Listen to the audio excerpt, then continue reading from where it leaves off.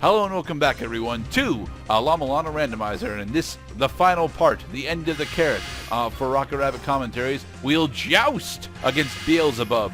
I actually do know that this enemy's name is Beelzebub. I've had it confirmed to me multiple times. He looks very Dracula. I'm going to cheese the second half of this fight, and the whole reason I'm able to cheese the first half of this fight is because we have all the sacred orbs and the fairy clothes. And whap. All right. I was going to say that. Behold, Beelzebub of Phase 2. Time warp. He is susceptible to the Lamp of Time. That's just funny, and he is dead, which means that he can't take any more damage. Yep. That is funny. So, 90 soul. If you can accept getting hit for 5 points every time he attacks, then you get to hit him. And I think that's a small price to pay, considering you have 350 life points. Yes. There we are. My way.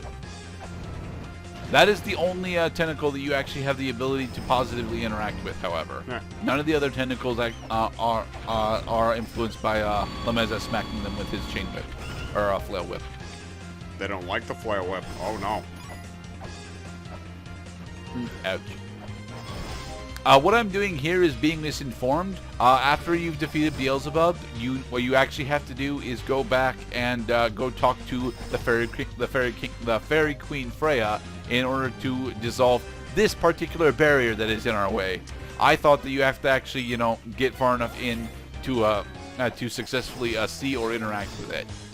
As we discover many times, Bye, Freya. killing the boss is only part of the game. You also must conquer the land in which the boss dwells. Now, despite this part being a full 17 minutes long, it's mostly because we go through both escape and credits in this part as well. But yeah, we are taking on the mother herself in this part. Yay. Unfortunately, I have a bit too much soul at the moment, so I'm not sure why I'm going to Inferno Cavern right now. I have the 2 additional clips that I need.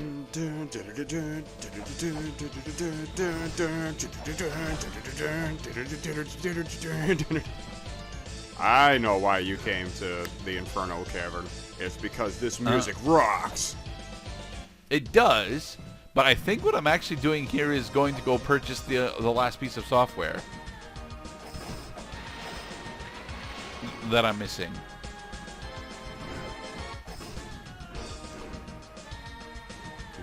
And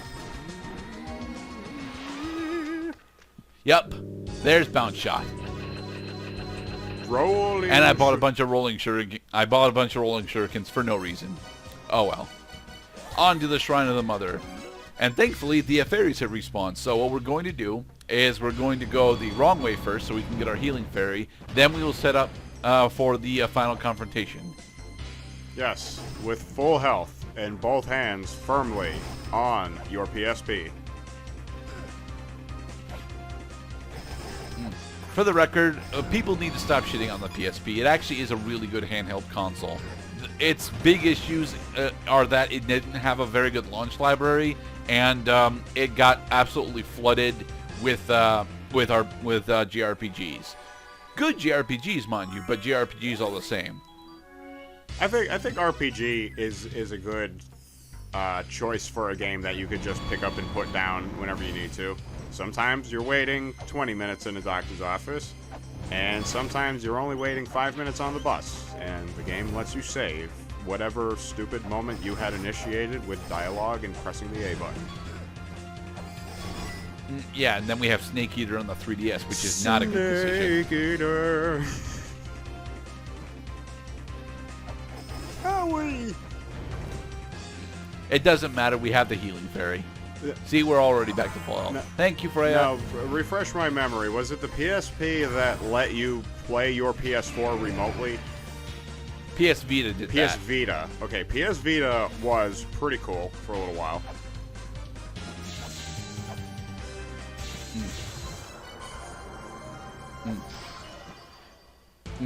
All right, so here is the first phase. Here's the first phase of Mother. We must smack the mother statue. Mama, I'm coming home. All right, there we go. And now we apply both the vessel with the medicine of the mind and the Holy Grail with all the different warp points. I cracked your face, defiled this place. Never Behold thought I'd the see mother. your face. Mama, I'm coming home.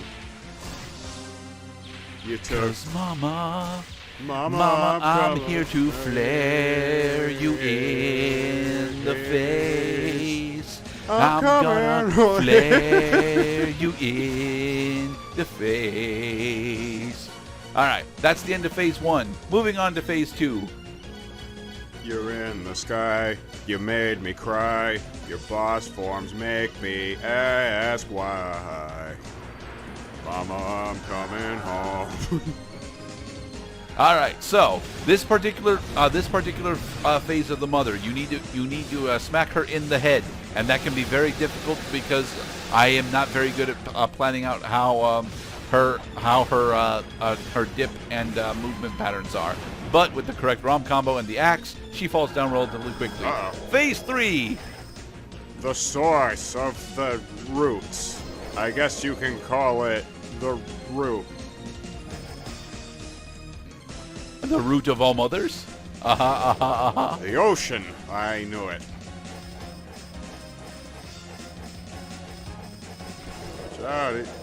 All right, there we go. That boss And spent a considerable amount of time off screen. yes, it did. All right, here we go. Moving into phase 4. I'm even smaller and harder to hit now. She's not actually harder to hit, thankfully, because now instead of just her head, her entire body is actually a hitbox. So what she's doing here is after she takes a certain amount of damage, she will start absorbing essence/attack patterns from other bosses. Oh, nice. Yeah. So this is what accounts for our boss rush at the end of the game. That, you know, a lot of action platformers are completely dependent upon. Dark matter? Not dark matter, no, because dark matter doesn't. Well, I don't recall any of the dark matters actually being this style of boss gauntlet. I mean, the boss gauntlet from Chrono Trigger is like this, but like it's the only reason I know that is because of game theory. So, all right, she's in the Baphomet phase now. Well, okay, so Dark Matter in Kirby 64 would have been more like an enemy gauntlet because he imitated the powers that you got you're from not. the enemies That you wasn't killed. dark matter that you're thinking of. You're thinking of the copy essence. Yeah. Well, Copy essence and dark matter are not the same thing. monkey see, monkey do. Oh shit. Yes. You'll notice that from that once she starts firing the V lasers, or rather, I actually switch over to pistol once she gets over to the Tiamat phase. Yeah, I do not care if you think it's cheating that I used bullets on Mother. I've never actually gotten past Whatever. the Tiamat phase without using the pistol. So Just win the fight. and I didn't use the pistol against anyone else in the game. So there are plenty of other enemies that the pistol works really fucking well on. Specifically V. V is very vulnerable to the pistol. Congratulations, you got your full The glass secret treasure of life. apple juice is life. Water is life. Behold, you have Poland Spring. Effectively, it's concentrated stardust. All right, put back on the Aegis shield. But wait, the adventure continues. Yes, the Uh-oh. adventure continues. We have For 5 five minutes to more leave. minutes. To be perfectly honest, the escape sequence is actually relatively easy. I just fuck up on it multiple times, so. They give you, I'd say they give you about 2 discretionary minutes. It actually, it's closer to a minute and a half, honestly. Given and the whole reason it's an additional minute of the half is because of the spoilers that happens once we get into Endless Corridor. Sweet. We realize that we have been fooled. Thanks, Sean. By our shadow demon doppelganger. Welcome back to Endless Corridor. Yeah, I know, what are these spoilers I've been alluded to numerous times? And should be right here, right? Yeah. Yep. Hole opens up, taking us to the first floor. Oh. That's a spoiler? Yeah. Wait. Hmm. They The destroyed giants the are falling statue. down. no! Not this one, too! Oh, thank God. Oddly enough, I think that's the only giant statue that falls down as we're going through this. It's a goddamn murder. Now, we got told. Well, actually, we did not get told during the playthrough, but normally you're supposed to get told during the playthrough that once you actually defeat the mother, you're supposed to go and visit Mulebrook at the end. So that's what we're trying to do. We're trying to get over to the Temple of the Sun. We can't teleport there because our Holy Grail is disabled because we expended all the memories that were trapped inside it in order to summon the mother. Oh, interesting. That the game is using its own lore in order to justify a 5-minute long escape sequence before you die. Yep. How very Resident Evil. This actually is, like, probably the most cartoony Resident Evil I've ever seen. Well, you're familiar with Metroid, right? Because this is effectively what this is copying. It's effectively copying... Ow! Yeah, you're right, actually. This is way more Metroidvania. No, well, that's what this game effectively is. It's a Metroidvania with an Indiana Jones paint job. You really pushed it.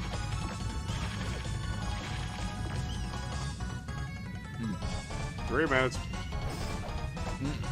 We should be fine. It shouldn't take us 3 minutes to get down to Temple of the Sun from here. Well, what a lot of games will do sometimes is just block you from going an incorrect pathway. You're going to waste some time going down the incorrect pathway, mind you, but eventually the game will say you really need to turn around and just accept the punishment you've already taken. Actually, the escape sequence only does that for exactly one area, and that's the Twin Labyrinth. And there's actually a bonus coin chest in Temple Labyrinth during this escape sequence. I think it has 100 coins in it, but I'm not entirely sure. With 2 minutes and 30 seconds to spare, we have successfully gotten over to Mulebrook. Yay! How the fuck was I supposed to know that the shop was how you end the game? She tells you. God damn that. Well, you skipped over all the dialogues. That's not fair. I did skip over all the dialogue. Congratulations! You skipped the story and won the game. Alright. All in all, La-Mulana 1, La-Mulana 1 Remake specifically is a fucking amazing Metroidvania game. And I personally go back and play through this in the randomizer section right now about once every 2 months. And I don't get tired of it. I honestly think that this game is fucking amazing and deserves a lot more attention than it gets. It actually gets a fair bit of representation at Awesome Games Done Quick pretty much every year, but that's the most that I know that it gets. We have there's a relatively healthy Discord for it, and people are trying to start up doing races again for it. There was actually a race last weekend. I didn't participate in, but I stole a seed for it. It's a pretty bonker seed so far. And yeah, I love this game. I do recommend to not actually use the randomizer specifically on your first or second run. I recommend figuring out what the fuck the puzzles are before throwing the randomizer on it. That way you don't get stuffed by certain things. There is yes, as Pascal is mentioning, there's a ROM combo that gives you an alternate collection of characters. But I don't know what it is. I think it's one of the Mirai combos. Now, DC showed it off in his playthrough.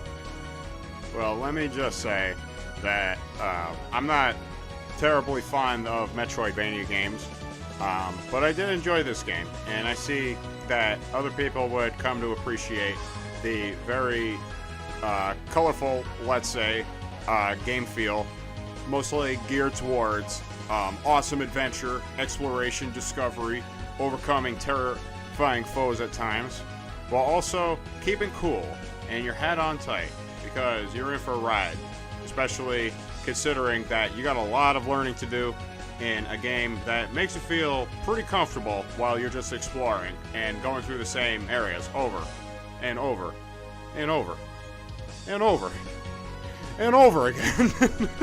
Come on, there's not that much fucking backtracking until the very end of the game. Oh, it's not backtracking.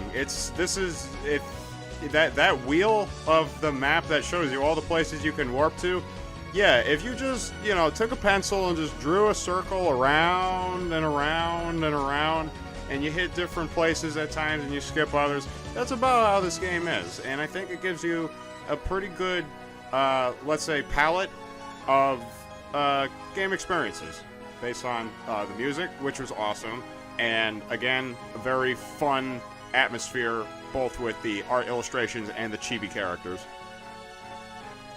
This game is more than 8 years old now. Damn. Well, this remake or this game? Yeah, this remake is more than 8 years old. I mean, this game looks like it. I mean, this remake looks like it could be like almost 20 years old. Damn it, Sean! Get me back my treasure! Stupid. Oh, there he goes again. Let's follow him, friends.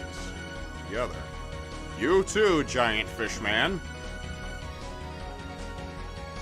Presented by Nigoro. Bye, Zelpud.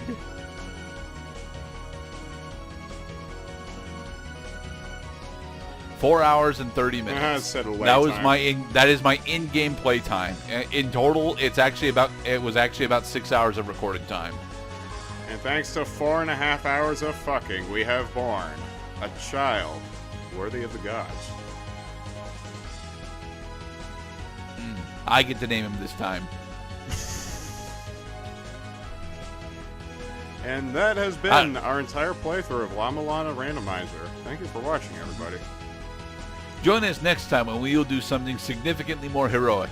Instead of temple raiding, we'll be raiding an evil guy's hideout. Be safe.